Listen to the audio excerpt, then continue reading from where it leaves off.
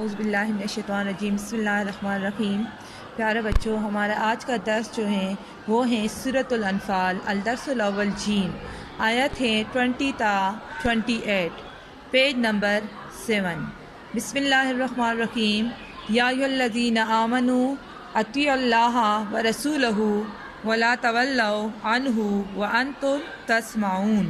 اے ایمان والو، اللہ اور اس کے رسول کے حکم پر چلو اور اس سے روگردانی نہ کرو، یعنی اللہ تعالیٰ اور اس کے رسول تمہیں جس کام کے لیے بلائیں اور جو حکم دیں اس کی اطاعت کریں اور اس سے منہ نہ پھیریں۔ منہ نہ پھیرنے سے مراد کہ اس کی نافرمانی نہ کریں۔ وَلَا تَكُونُوا كَالَّذِينَ قَالُوا سَمِعْنَا وَهُمْ لَا يَسْمَعُونَ، اور ان لوگوں جیسے نہ ہونا جو کہتے ہیں ہم نے حکم خدا سن لیا ہے مگر حقیقت میں نہیں سنتے۔ مطلب یہ ہے کہ سننا دو طرح کا ہے، ایک وہ سننا جو غور سے سننا جائے اور دوسرا وہ جو ایک کان سے سن کر دوسرے کان سے نکال دیا جائے۔ ٹھیک ہے، قرآن مجید ایسے لوگوں کو پیغام دے رہا ہے کہ اللہ تعالیٰ اور اس کے رسول کے احکام کو غور سے سنو اور منافقوں کی طرح نہ بنو جو کہتے ہیں ہم نے اللہ تعالیٰ کا حکم سن لیا ہے لیکن وہ سن کر اس پر عمل نہیں کرتے۔ ایسے سننے کا کوئی فائدہ نہیں، حقیقت میں وہ سنتے ہی نہیں۔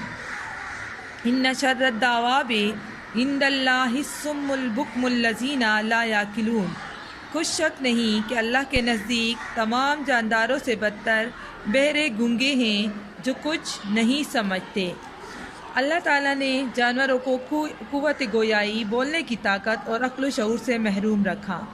سورۃ الانفال کی اس آیات میں ان لوگوں کی طرف اشارہ کیا گیا ہے جنہیں اللہ تعالیٰ نے عقل سلیم عطا کی، بولنے کو زبان، سننے کو کان اور سمجھنے کو دل و دماغ دیے، مگر پھر بھی انہوں نے یہ سب قوتیں معطل کر دی۔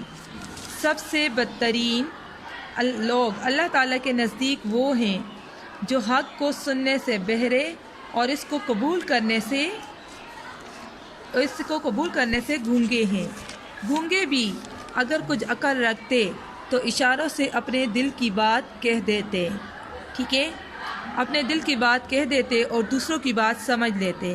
یہ لوگ بہرے گونگے ہونے کے ساتھ ساتھ بے عقل بھی ہیں۔ اشرف المخلوقات، عقل ہی کی وجہ سے اللہ تعالیٰ نے انسانوں اور حیوانوں میں تمیز اور فرق رکھا ہے۔ جو لوگ سنتے ہیں، بولتے ہیں اور عقل رکھتے ہیں مگر پھر بھی حق بات کو تسلیم نہیں کرتے تو ان لوگوں کا شمار اشرف المخلوقات میں نہیں ہوتا۔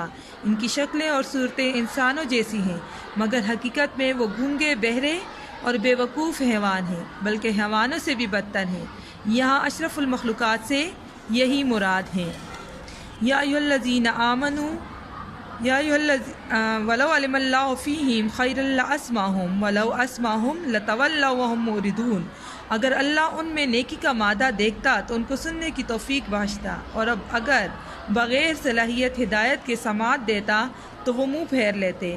یعنی اللہ تعالیٰ فرماتے کہ اگر ہم ان میں کوئی بھلائی دیکھتے، ان میں کوئی نیکی دیکھتے تو ہم ان کو ضرور سننے کی یعنی احکام قبول کرنے کی توفیق بخشتے، لیکن ان میں کوئی نیکی تھی نہیں جس کی وجہ سے وہ اسلام سے منہ موڑ رہے تھے، یعنی انکار کر رہے تھے۔ یا ایھا الذین آمنوا استجیبوا للہ وللرسول اذا دعاکم لما یحییکم واعلموا ان اللہ یحول بین المرء وقلبہ وانہ الیہ تحشرون۔ مومنوں، اللہ اور اس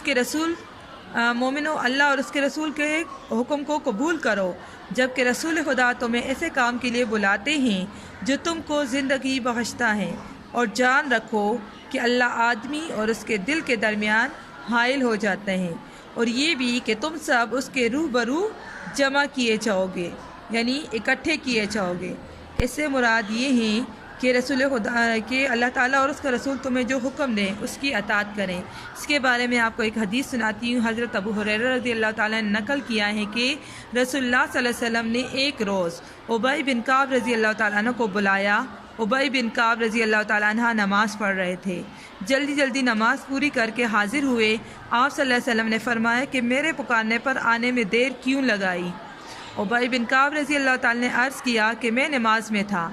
آپ صلی اللہ علیہ وسلم نے فرمایا کہ کیا تم نے اللہ تعالیٰ کا یہ ارشاد نہیں سنا، استجیبوا للہ وللرسول اذا دعاکم؟ ابی بن کعب رضی اللہ تعالیٰ نے عرض کیا کہ آئندہ اس کی اطاعت کروں گا۔ اگر بحالت نماز بھی آپ صلی اللہ علیہ وسلم بلائیں گے تو فوراً حاضر ہو جاؤں گا۔ ٹھیک ہے، اس کا مطلب یہ ہے کہ جب اللہ اور اس کا رسول ہمیں کسی کام کے لیے بلائے تو ہمیں تمام کام چھوڑ کر آپ صلی اللہ علیہ وسلم کی اطاعت کرنی چاہیے۔ پھر ہے کہ جان لو بے شک اللہ آدمی اور اس کے دل کے درمیان حائل ہو جاتا ہے، یعنی جب ہم کوئی نیکی کا ارادہ کرتے ہیں، ٹھیک ہے، تو اللہ تعالیٰ ہماری مدد کرتا ہے، لیکن جب ہم کسی برائی کا ارادہ کرتے ہیں تو فوراً ہمارے دل میں خوف خدا آ جاتا ہے، یعنی اللہ تعالیٰ ہمیں ڈراتا ہے آخرت کے عذاب سے، دنیا کے عذاب سے، ٹھیک ہے، جس کی وجہ سے کیا ہو جاتا ہے کہ ہم اس کام کو چھوڑ دیتے ہیں۔ اور اللہ تعالیٰ بھی یہ بھی فرماتا ہے کہ ہم جو عمل بھی کرتے ہیں، ٹھیک ہے، وَمَن يَعْمَلْ مِثْقَالَ ذَرَّةٍ خَيْرًا يَرَهُ وَمَن يَعْمَلْ مِثْقَالَ ذَرَّةٍ شَرًّا يَرَهُ، ہم جو عمل بھی کریں گے چاہے وہ اچھا ہو چاہے وہ برا ہو، ٹھیک ہے، اس کا ہم نے اپنا حساب دینا ہے۔ اور بے شک ہماری یہ زندگی جو ہے یہ فانی ہے، ایک دن فنا ہو جائے گی، ختم ہو جائے گی، اور ہم سب جو ہیں وہ اللہ کے سامنے اکٹھے کیے جائیں گے۔ وَاتَّقُوا فِتْنَةً لَا تُصِيبَنَّ الَّذِينَ ظَلَمُوا مِنكُمْ خَاصَّةً وَاعْلَمُوا أَنَّ اللَّهَ شَدِيدُ الْعِقَابِ، اور اس فتنے سے ڈرو جو خصوصیت کے ساتھ ان لوگوں پر واقع نہ ہوگا جو تم میں سے گنہگار ہیں، اور جان رکھو کہ اللہ سخت عذاب دینے والا ہے۔ یعنی جب اللہ کا عذاب آتا ہے تو وہ خاص لوگوں کے لیے نہیں ہوتا بلکہ وہ سب کے لیے ہوتا ہے۔ اس عذاب میں تمام لوگ شامل ہو جاتے ہیں، چاہے وہ نیکوکار ہیں چاہے وہ بدکار ہیں، لیکن فرق صرف اتنا ہے کہ جو نیکوکار ہوتے ہیں اللہ تعالیٰ ان کو کوئی نقصان نہیں پہنچاتا، لیکن جو گنہگار ہوتے ہیں اللہ تعالیٰ ان کو اپنے عذاب سے ڈراتا ہے، ٹھیک ہے، اس سے مراد یہی ہے۔ اور جان لو کہ بے شک اللہ سخت عذاب دینے والا ہے، یعنی اللہ تعالیٰ کا عذاب جو ہے وہ سخت ترین عذاب ہے۔ اس میں فتنے کا لفظ بھی وَاتَّقُوا فِتْنَةً یعنی فتنے کا لفظ استعمال ہوا ہے، جس سے مراد ہے گناہ یا مصیبت۔ وہ کون سا ایسا گناہ ہے جس کی سزا قصوروار اور بے قصور دونوں کو ملے گی؟ حضرت ابوبکر صدیق رضی اللہ تعالیٰ نے فرمایا کہ میں نے رسول اللہ صلی اللہ علیہ وسلم سے سنا کہ اگر کوئی ظالم کو ظلم کر کے دیکھے اور باوجود قدرت کے اس کی گرفت نہ کرے تو اللہ تعالیٰ اس پر اپنی طرف سے عام عذاب لے آئے گا، ٹھیک ہے، یعنی اللہ تعالیٰ کا جب عذاب آئے گا تو وہ سب پر آئے گا، اور اللہ تعالیٰ کا عذاب جو ہے وہ سخت ترین عذاب ہے۔ وَاذْكُرُوا إِذْ أَنْتُمْ قَلِيلٌ مُسْتَضْعَفُونَ فِي الْأَرْضِ تَخَافُونَ أَنْ يَتَخَطَّفَكُمُ النَّاسُ فَآوَاكُمْ وَأَيَّدَكُمْ بِنَصْرِهِ وَرَزَقَكُمْ مِنَ الطَّيِّبَاتِ لَعَلَّكُمْ تَشْكُرُونَ، اور اس وقت کو یاد کرو جب تم زمین مکہ میں قلیل اور ضعیف سمجھے جاتے تھے اور ڈرتے تھے کہ لوگ تمہیں اڑا نہ لے جائیں، یعنی بے خانما نہ کر دے، اور اس نے تم کو جگہ دی اور اپنی مدد سے تم کو تقویت بخشی اور پاکیزہ چیزیں کھانے کو دی تاکہ اس کا شکر ادا کرو۔ یعنی اللہ تعالیٰ فرماتے ہیں کہ جب مسلمان مکہ میں تھے تو اس وقت وہ کمزور تھے، ضعیف تھے، کم تعداد میں تھے، ٹھیک ہے، کیونکہ کفار کے جو سرداران تھے وہ امیر تھے اور وہ زراور بھی تھے، وہ مسلمان پر ظلم کرتے تھے، اس لیے اللہ تعالیٰ نے ان کو، اور وہ ڈرتے تھے کہ ایسے نہ ہو کہ یہ کفار جو ہیں وہ مسلمانوں کو ختم نہ کر دیں، جس کی وجہ سے اللہ تعالیٰ نے ان کو ہجرت کا حکم دیا اور وہ مدینہ ہجرت کر گئے۔ جب وہ مدینہ گئے تو وہاں پہ اللہ تعالیٰ نے انصار کے دل میں مہاجرین کے لیے محبت ڈال دی، جس کی وجہ سے انہوں نے ان کو اپنے تمام چیزوں میں حصے دار بنایا۔ تو اللہ تعالیٰ فرماتے یہی میری طرف سے یہ ایک تحفہ ہے تاکہ تم میرا شکر ادا کرو۔ یا ایھا الذین آمنوا لا تخونوا اللہ والرسول وتخونوا اماناتکم وانتم تعلمون، یہ اے ایمان والو نہ تو اللہ اور رسول کی امانت میں خیانت کرو اور نہ اپنی امانتوں میں خیانت کرو، اور تم ان باتوں کو خوب جانتے ہو۔ اب اللہ اور اس کے رسول سے خیانت کرنے سے مراد کیا ہے؟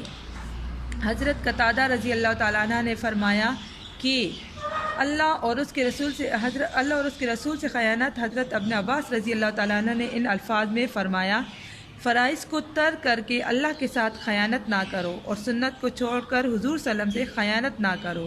حضرت قتادہ رضی اللہ تعالیٰ فرمایا کہ خوب سمجھ لو اللہ کا دین امانت ہے اور اس کے فرائض کی ادائیگی اور حدود کی پابندی کا تمہیں امین بنایا گیا ہے، بس امانت میں خیانت نہ کرو۔